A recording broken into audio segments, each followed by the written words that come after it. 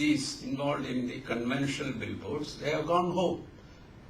No more boards are metal structures are, painter is not required, paint is not required, the bamboo scaffolding which they were having earlier, all those things, people involved in those activities, they all had to call it a day. A clear case of a disruptive innovation, making a number of areas which were comfortably doing business come to a sort of standstill nature. Computer C, tablets, iPad, what are they doing now? They are almost edging out the laptops. This laptop may not be there after 2-3 years.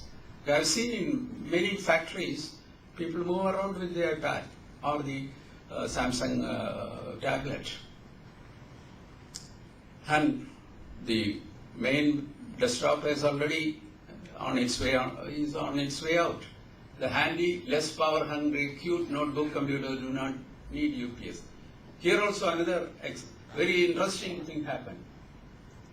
The UPS industry, which was supporting the desktop, that is on its way out because the laptop doesn't need a UPS. And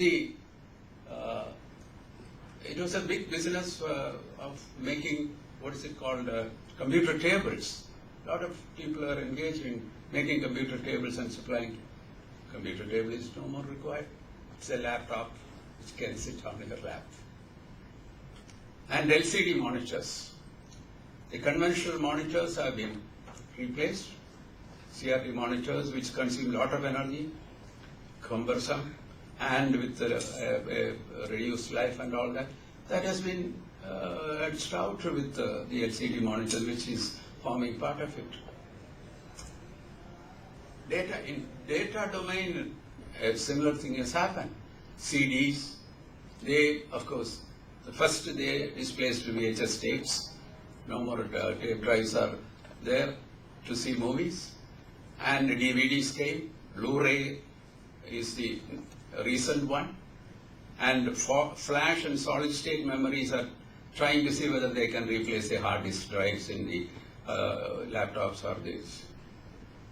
But all these storage mediums are in fact getting disruptive attacks from an entirely different technology content. Online delivery of movies, music and other contents. None of these things are required. You don't need a flash, you don't need a CD, DVD, Blu-ray. None of these things are required. It's going to be a world where you will be always connected through the internet. And whatever you want, you just get it into your mobile phone or into your laptop or pad. So, if somebody has set up a factory to make it Blu-ray, he may find it difficult to continue. That is the technology about which when you referred. I was thinking of this as somebody who has spent a lot of money, identified it as a wonderful business opportunity. He has put up a factory. I'm sad that it is not going to be of any value. Very, very short life. Smartphones. Cell phone industry is encroaching into service areas now handled by credit card industry. Payment through mobile. Plastic credit cards may not be there. You will only have the mobile. It will carry every detail of this thing. Mobiles as medium for air train tickets, no more paper tickets. My travel back from here is through a SMS I received from here. My PNR is there and I can just show it and get into the train. Standalone cameras are giving way to mobiles with the cameras built in. So an independent camera may not be required. Somebody is just making. So what has happened to our Kodak people? Film industry has been, the chemical industry which was making films, that has been closed down. Finally, smartphones are likely to make tablets and laptops run for their life. That's another interesting thing. Desktop, laptop, tablet, and here the small device which you and I carry in our pockets, smartphones, it is eating into all other areas. So disruptive innovations, it is a threat. We have to accept that. We cannot wish it away, we cannot close our eyes to it. No area of human activity is immune to disruptive innovations. It will come from as a bolt from the blue. Even the government should be cautious. We are talking of government investments. They should also be cautious when they decide that we will set up such and such factory with the taxpayers' money. Probably, if they are not careful, if they are not looking for disruptive innovations in the horizon or getting ready in some lab in some part of the world, they'll be putting up a plant and finally it may not take off. It has happened in Kerala, I know. Some company, a private entrepreneur with the government KSIDC support was trying to set up a floppy disk drive unit in Palgad or somewhere, years back, some 20, 25 years. I happened to watch it. He was ready with a, I think, 5¼ inch floppy drive manufacturing unit.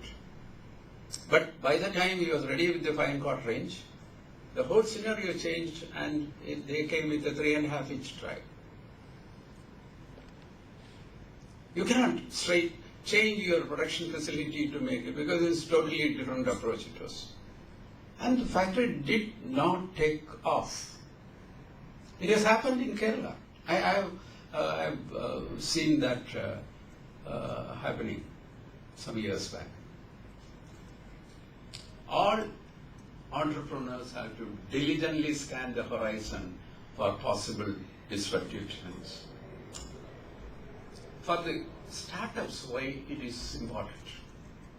See, biggies, they have a problem. They are very difficult to change their patterns. They have their production facilities set up. Everything is there well set. If a new technology is to be introduced into their, it cannot be easily dovetailed into their existing production ecosystem. It cannot be done. What some people have done is to go for an independent organization and exclusively make it do a new technology, product or service or whatever it is. That's possible. But when it comes to startups or new entrepreneurs, it's a golden opportunity. Industry leaders are well organized to handle sustaining technologies because they have the product which has been running well for years. Higher margins from their better products sold to leading edge customers. That is what they do comfortably.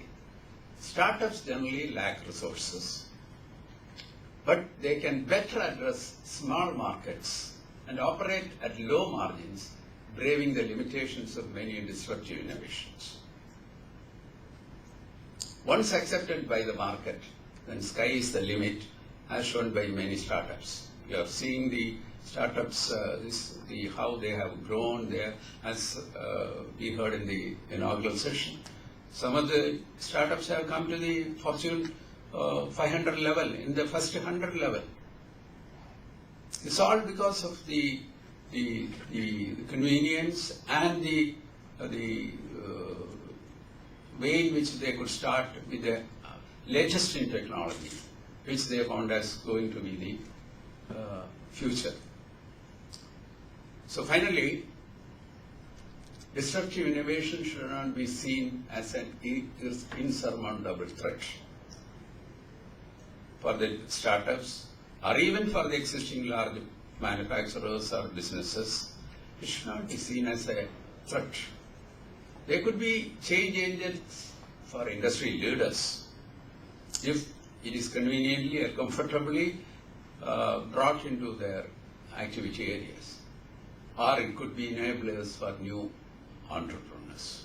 For new entrepreneurs, these disruptive innovations are definitely a boon. So I look forward to hear success stories based on disruptive innovations from the entrepreneurs who are assembled here as part of the TICON. Thank you. Say 10 to 15 minutes we can take for the Q&A. And I believe we've just heard three very interesting sessions. As far as I can see, there are many ideas coming out of it. But I think I will leave it to you to ask the questions, and then I may sum up if there is enough time. So it's. But what I would request is, please confine it to questions. And if it is something which requires more discussion, there are going to be enough time after this to spend more time with each of whichever speaker you would like to contact, exchange your visiting cards, mobile numbers, etc. outside the hall. Here, if you could ask the question, please be as brief as possible to give the opportunity for the speakers to answer.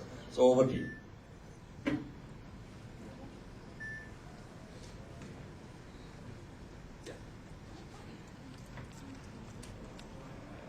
I have a question to Dr. Suresh. This is particularly regarding the certification requirements for medical electronics devices for the Indian market. What are the certifications required?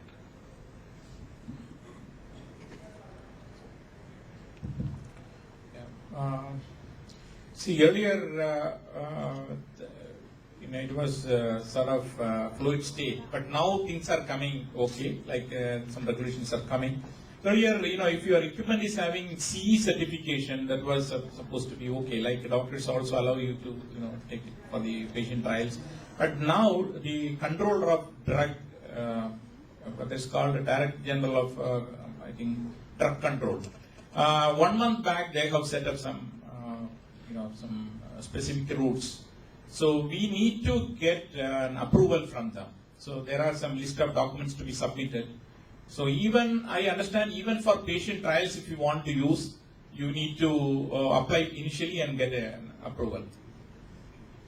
So earlier it was applicable only for drug and things like that, but now in India, they have implemented, I think 1 month back I have heard, like even for medical equipment, you need to get an approval from them.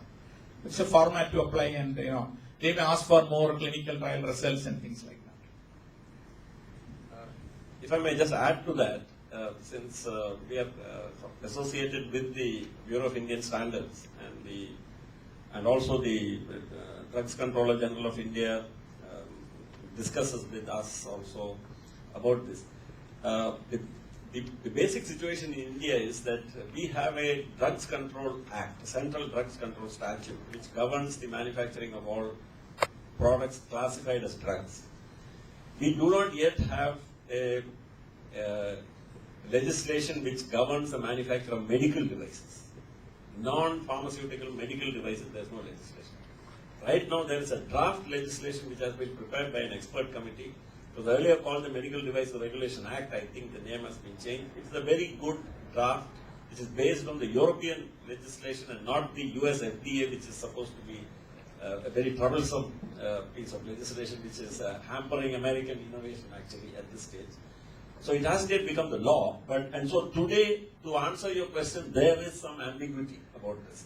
But however, it would be best to write to the Drugs Controller General of India, and we can give you, any guidance or any support if you need there to get a clarity. The statute is not clear right now. We are in a transition phase. Yes. And for DCGA approval, should we go for all 4 phases of clinical trials? Or? Yeah, that depends. Yeah, I think even for the initial trials, I think we need to get approval. That's what I understand now. So, but once that is done with the patient data and all, you can again go for it. So do we have to go up to phase 4 or phase 3 will be enough? Yeah, phase 3 will be enough. That also it is good to get a clarification.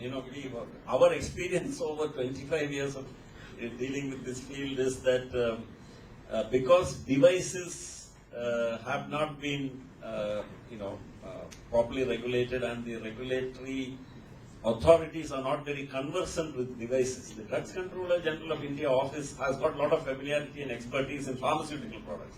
Non-pharmaceutical medical products, and especially engineering products, their expertise is very, very low. And they have to rely on, say, IITs and outside agencies to try to get something. So, because of that, there is ambiguity. We hope that within the next year or two, this ambiguity will be removed once and for all when the new legislation comes into place, and we'll have a Medical Devices Regulation Act.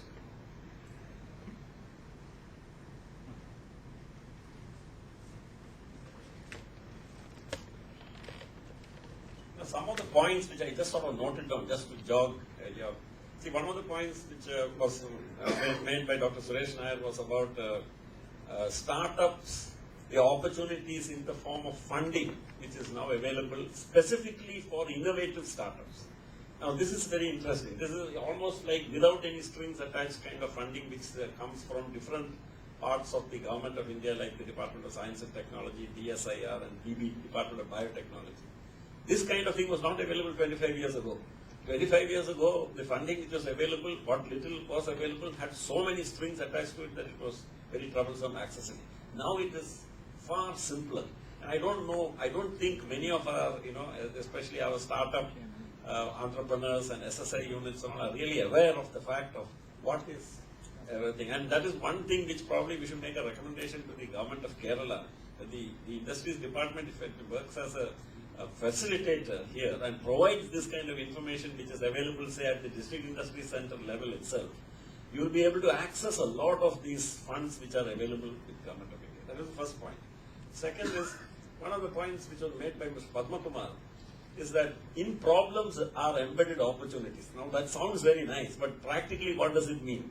Actually, every problem, the other side of it is an opportunity. And the example of Terumo Penpal, and starting from a place where there was practically no industrial background, Trivandrum district, we have built up a venture which is now one of the leaders of its class in the world and ships its products to 82 countries. So it's an amazing sort of story which shows, and with all local resources, local people, local engineers, everything. It's not super duper guys imported from all over the world or anything. So I think there's a tremendous lesson there. Third is, Mr. N.T. Nair's thing about disruptive innovation. So he spoke initially about caution. It was actually saying that be careful because our business model may be, for instance, like I was telling you, the disruptive innovation which has kept me once in a while having sleepless nights over the last 25 years is, supposing somebody develops a synthetic way to make blood, then you don't need blood banks, you don't need blood donation, you don't need blood banks, and suddenly a whole set of businesses.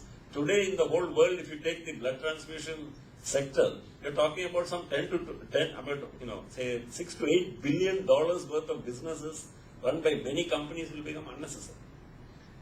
And they are working on it, synthesizing, cells and synthesizing, blood components is not very far off. So it's going to happen. So that, but he also spoke about the business opportunities which are available. Because what has happened is, large companies today understand that the innovation is not going to happen, especially in medical device manufacturing. Unlike pharmaceutical research requires big bucks, huge investments. That you will discover a new molecule only if you have put and validate it and go through phase 1, 2, 3, 4 clinical trials, only after spending, say, about $100 million at the minimum. But medical device manufacturing is different. Medical device manufacturing is literally like tinkering. You tinker with something. It's all architecture. You're using existing technologies, existing products for probably a different application. Something small which is added. So the investment required or the resource requirements are not there. You need ideas. Which is why it's very interesting. In America, the world's largest medical device manufacturing company is Johnson & Johnson, which is a giant, $60 billion giant. But how Johnson & Johnson really works is, I don't think they've spent too much money they must be having their R&D center, but they don't spend billions of dollars on that. What they do is they watch all the universities and they watch what happens in the technology departments there. And they will fund these startups with generous, no strings attached loans. I mean, not loans, sorry, grants they will give them. Say they need $100,000, $500,000, all that is given. And then they will watch as it grows. And then they will make the promoter an offer he cannot refuse after some day. He'll be very happy. Any promoter wants to cash in on the sweat equity and get out. So there is a very nice food chain which has developed in the sort of, you can say, business ecosystem in the medical device industry. That precisely because of the disruptive innovation, an opportunity, a space has opened up for small, innovative startup ventures, because big companies need us, need these kind of ventures. So these are some of the ideas which I'm sure, which have been thrown up in today's discussion, which would give a lot of food for thought. And the contacts and the coordinates of all the speakers here are available from the TIE office. I encourage all of you to even use the meal sessions in TICON meetings are called networking sessions. So those are the opportunities to really, strike up contacts, exchange visiting cards, etc. Final point which I want to make. Please interrupt me if there are any questions, because I'm not trying to wind it up. I'm just noticing. Yes, please. I just want to know how much of venture capital or risk capital goes towards manufacturing companies, because most of them are confined to the technology space. I think it's a very good point which you've raised, and I think generally, I mean this is probably true in most parts, not only in India. It's also true in most parts of the world. One of the problems which is why TIE Kerala, one of the objectives is that we are using this TICON to raise money to start a startup, fund where to support such. We get somebody who comes along saying that to make a prototype, I need 2 lakhs. There is no mechanism today available to give that 2 lakhs to them. Now in the West, what happened was, especially in the US, in that ecosystem, the angel financiers came forward. People who were saying, no strings attached. They just said, you take $100,000, we'll see what happens. We'll have this conversation again 6 months later. It's not like a VC investment, which comes with a lot of conditionalities and things like that. So manufacturing definitely has not received attention. The sad part of it is, in India and Kerala, manufacturing is treated as if it is, in the discussions also people talk about as if that phase is over. Now they are all talking about service economy. Now, I'm really concerned at this kind of thing, because no economy has grown. No economy in the world has grown unless it is on a manufacturing base. And the jobs which have to be created for, especially our school leavers and all. See, everybody cannot get a job in a technology company. For that you need a graduate degree in engineering and computer science applications and all that. What about the school leavers? The people who go into vocational institute? You need manufacturing to get. So you're right, absolutely right. But I think something is slowly happening. In the form of private, high net worth people giving, understanding that in manufacturing also there are manufacturing and also other related services, non-technology related industries now have a better chance now, I feel, of attracting this kind of risk capital. I have 2 more questions. Yeah. Do you think positioning of your factory in Trivandrum was good, in fact, in the sense like you did not attract much attention so much that you would have a lot of people following you? That way, I guess, probably if it was Coimbatore, you would have 100 people. And number 2, second, if you would like to scale up, would you yet choose the same place as a destination, or would you move?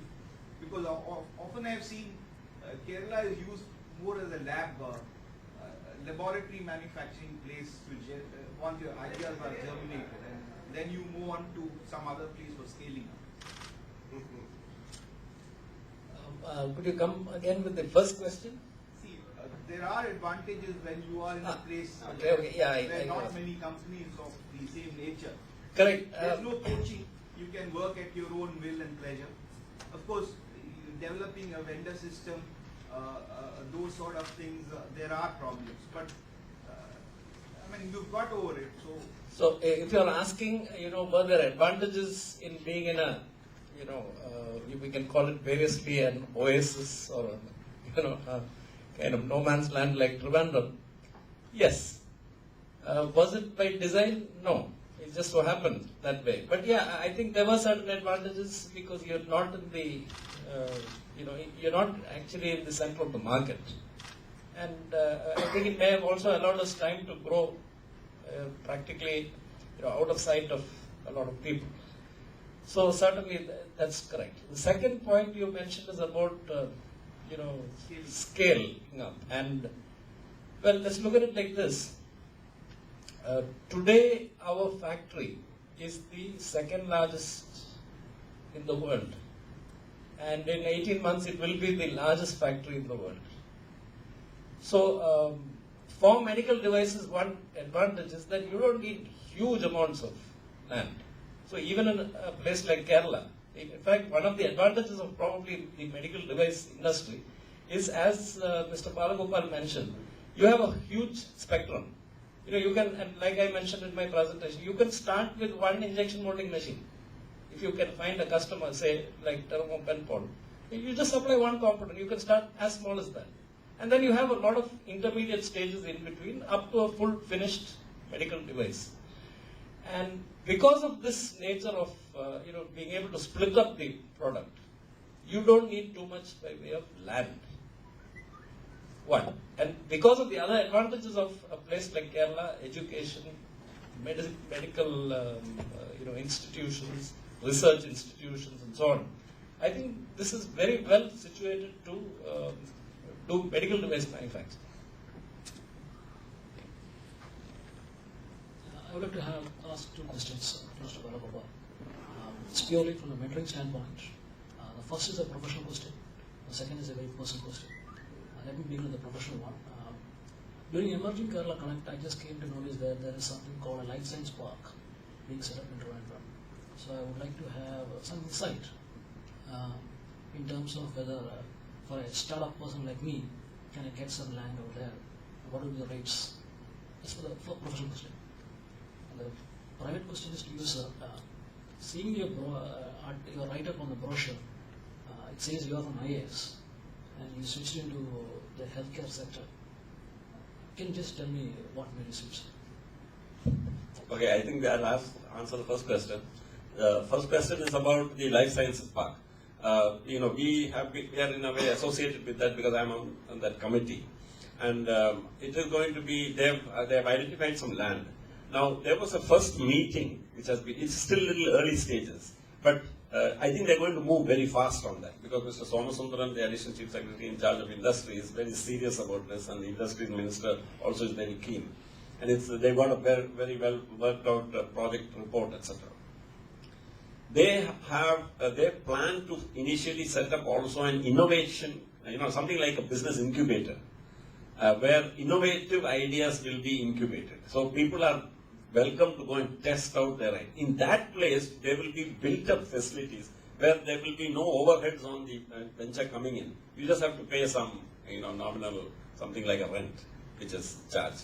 So there is no real, and there will be a lot of common facilities, like common testing facilities, common sterilization facilities, and common packing facilities, etc. So trying to minimize the overhead burden or the overhead load on enterprises coming in. Once the unit, the technology is proven, or supposing you're coming in with something and you want to actually set up a unit, you can either take built-up units, built-up modules, or you can opt for land. Now the terms of that are going to be worked out, and they would be very different from what you find in the biotech parks and the IT parks, etc. But they will be pretty reasonable. And so I could say that for a startup, it's better to use the incubator facility because the load initially on the financial overhead load is very low. And especially if it is life sciences, you'll need testing facilities and things like that, which they're planning in common. So I can give you more information, and if you, I'll give you the card after this so that if you're in touch with us, we can help you when you come to Trivandrum. But the second part as to why I left what was considered to be a secure job and what made me select medical devices. I think some wise man said that all decisions are rational in retrospect. So when you look back and if you ask, why did I buy, say, a plot there or something, if the land that value appreciated, you will always find that you were you will always find an explanation saying that I knew that the price will go up and that's why I bought the land before anybody else saw it. The frank answer is actually, most of the time we do things at that time because we felt at that time that is really what we wanted to do. Beyond that, I don't remember any great design or anything in my mind. One reason which I can say, and that I can say with all honesty, is I walked into Chitra Tirunal Institute while I was still in the IAS. I had the idea that I wanted to quit, and I knew that if I want to quit, I have to quit at an early stage, because when I'm still around 30, I can make a beginning somewhere else. Otherwise, if I wait for too long, I will become unfit to do anything else, and I will become also too old. So now what to do? And my friend Shashi is sitting there at the back. He was he incidentally heads Monsanto's business for South Asia.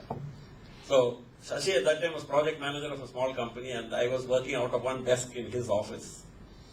And he told me, why don't you go to Chitra Institute? He understands that there is some interest in it. So I went to Chitra Institute and met various people. Now in life you sometimes meet somebody who changes your life, and whom you never expect, whom you don't know. And I met, with my good fortune or bad fortune, I met this guy called Professor A.V. Ramani, who was the head of R&D of Chitra Tirunal Institute. I walked in